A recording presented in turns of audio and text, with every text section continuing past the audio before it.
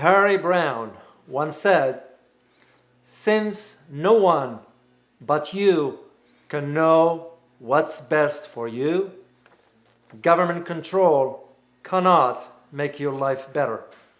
Keep this in mind as we discuss today the Fed's pilot test of the digital dollar and what it means to you. My name is Dr. David Oualaalou. And my name is Dr. Ross Stewart. And you are watching Geopolitics in Conflict.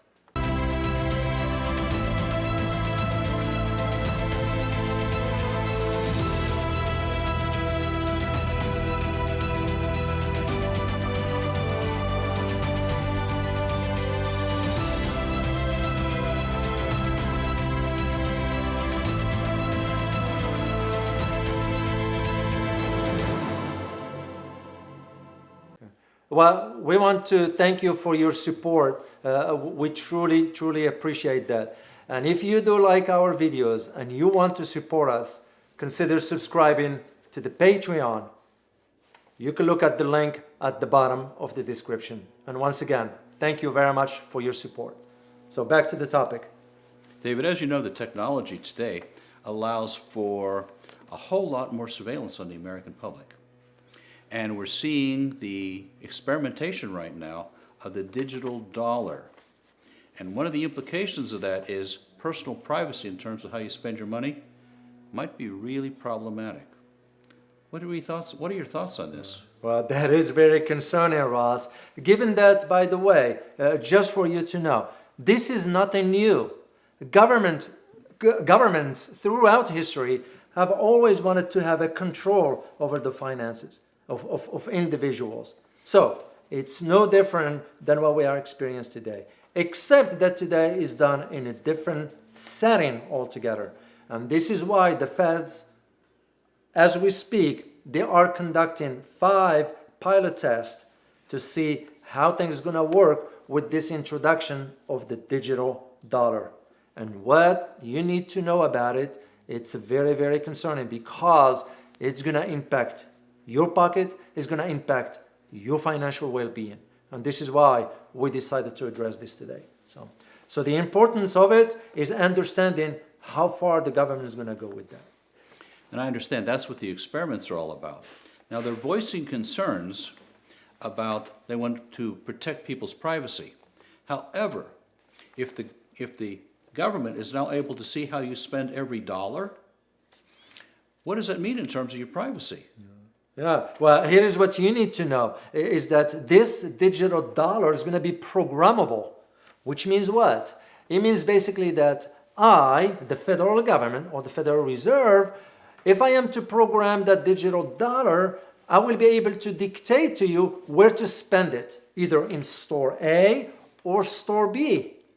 I will also be able to put a timeline on it. In other words, if you don't spend the money by next week, the government's going to take it back. It comes right out of your account. So, let alone that the government will be able to know what you have purchased.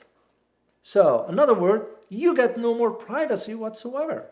And you know, with the controversy and the conflict going on between the political parties right now, we can see and perhaps anticipate this being weaponized. Well, actually, it will be. It will be. There is no doubt about that one. But here is the interesting aspects of all this, is that when it comes to the idea of, how much control governments, not just the United States, but the governments will have over the finances, we shouldn't be shocked.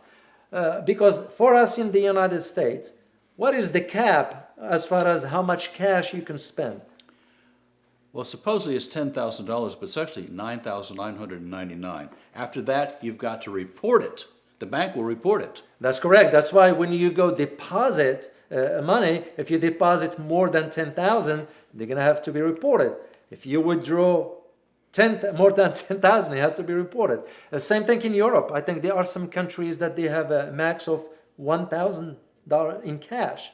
Right. Even Japan, the last research I conducted found out that certain ATMs, like the Post Bank, which is well known in Japan, you cannot withdraw more than 50,000 yen. The That's equivalency, not much. yeah, Like the equivalency. $470 or something? Exactly, Ross. There are some other banks in Japan that will allow up to between 1 million and 2 million, but up to 1 million yen, which is the equivalency of $9,000. So you can just see that control of the cash, it's nothing new. It's been When we take a look at the example of India, Oh, that's perfect. As a matter of fact, I'm glad you brought this up. And just for you to know, in 2016, the Prime Minister of India at the time issued a statement overnight banning the 500 and the 1,000 rupees out of the market overnight. and that they were not very high denominations. No, they're about $7 and $15. That's about it. Yeah. But a lot of people had a lot of rupees. So what they end up having to do? Go to the bank and explain how they got it. Yeah, otherwise they would be in trouble with the law over there. But this is the concerning with something like this is how much control the government all of a sudden decided, hey, we're done with the 500 rupees and 1,000. You know, usually in a society that uses a lot of cash.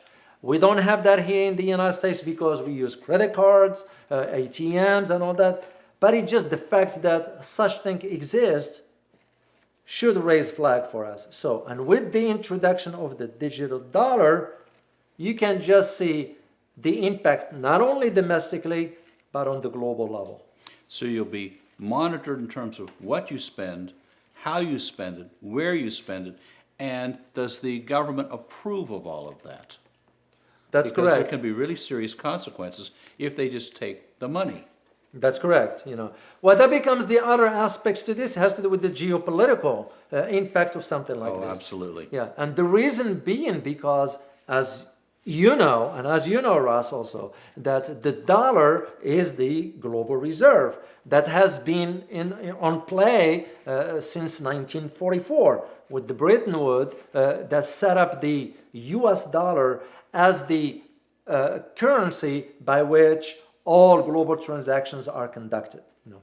Well, this might be coming to an end. Well, we certainly see that the Chinese have come up with the digital yuan, and they've been experimenting with it, refining it, and it really expected it to launch Winter Olympics 2022. That's not that far. No, You know. and it would be direct competition to the reserve currency of the US dollar. That's correct. I do foresee, and this is my personal opinion, I do foresee a major changes to the global financial system that will impact you and impact me, impact Ross, it impacts all of us. I do see a major changes come in to the global economy once the Chinese go global with the digital yuan. And the reason being Ross, is that China approach to this has nothing to do with just knocking down the dollar. That's beside the point. There are two main things that China wants to achieve with this. One is to free itself from the strangulation, the financial strangulation of the US dollar. Right. And second is to avoid sanctions, American sanctions altogether. And the digital yuan will take care of that if they demand that all business with China be done in the digital yuan. And I do foresee that happening because most of the world trades with China. You will be out of your mind if you don't trade with China, such a large market. And all China will say, sure, we'll be happy to conduct trade with you and all that. Here is the thing, we would like to do it in the digital yuan. And most countries will want that because they want to avoid the US pressure on them and also the sanctions. As a matter of fact, just to let you know, the European Union, as of today, they are negotiating or considering the introduction of the European digital European currency. Why? It's because of the sanctions imposed by the United States on certain countries that do business with Europe. Oh, yeah. So if the European introduce their digital currency, guess what? The American sanctions will become useless. You know, there's some psychological aspects to this as well. The uncertainty of having the government control your money, the not knowing. And you take a look at the stress involved with this, the loss of control, the doubting the government has your best interest in mind. What we're seeing is increasing numbers of mood disorders. We're looking at depression, we're looking at suicide, we're looking at divorces, we're looking at broken relationships, and it all has to do with the uncertainty of money. So these are really serious consequences, and the government is now playing into the hands of doubt, stress. This is another really serious issue. Take people's control of their money away from them, and you can expect their stress levels to skyrocket. Well, that is one of the reasons why we really wanted to share those kind of issues with you, because we want you to be well informed. We want you to have the necessary information for you to make the right decision that is best for you, your family, and your financial well-being. So, what would you say is the number one takeaway from all of this? it's that the consumers here in the United States or anywhere that use the dollar, they need to understand what this introduction of the digital dollar means for their future. Loss of control, government taking that control, and you living in uncertainty. And yet, even though you and I believe that the government is for the people, by the people, so the government should have no place into dictating to you where to spend your money, how to spend your money, and how much money you can have. It's coming. It's unfortunate. Yes, it is coming, and that's what we want you to be aware of. Let us know your thoughts in the comments. Also, be sure to check out our other videos. Don't forget to like, share, and subscribe. Thanks for watching. And as always, stay informed. Till next time. Bye-bye.